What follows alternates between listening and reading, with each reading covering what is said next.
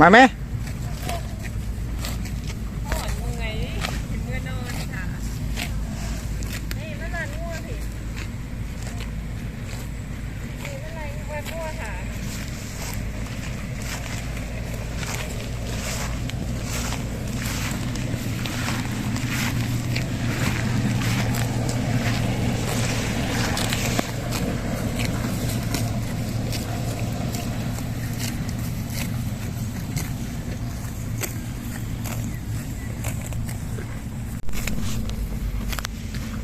ตังมันเลี้ยงงัวตังเอาไหมกำลังฝึกไงอีตังเลี้ยงงัว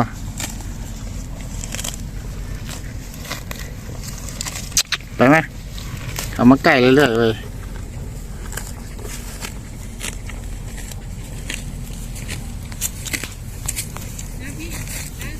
ตังไรก็เต้นตัง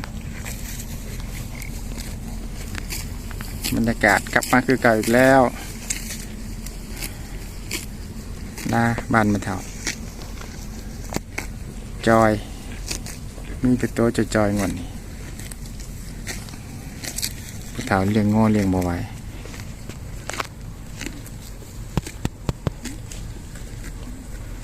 บรรยากาศกะเขียวดมสมบูรณ์จอยยิงเห็นแต่กระดูกมมีใครเลี้ยง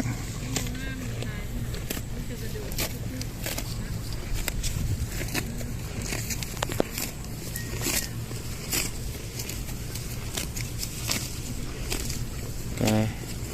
บรรยากาศสีเขียวเบิ่งแล้วสบายตา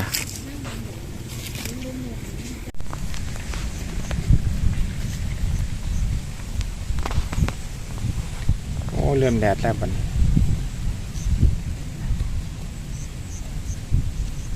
สีโฮมแล้วบัดนี้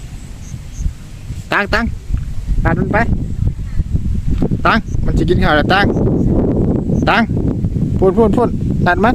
ไปไหมไปลัดไปฝึกจังได้เนาะบัดนี้เนาะฝึกมาลัดงัวนี่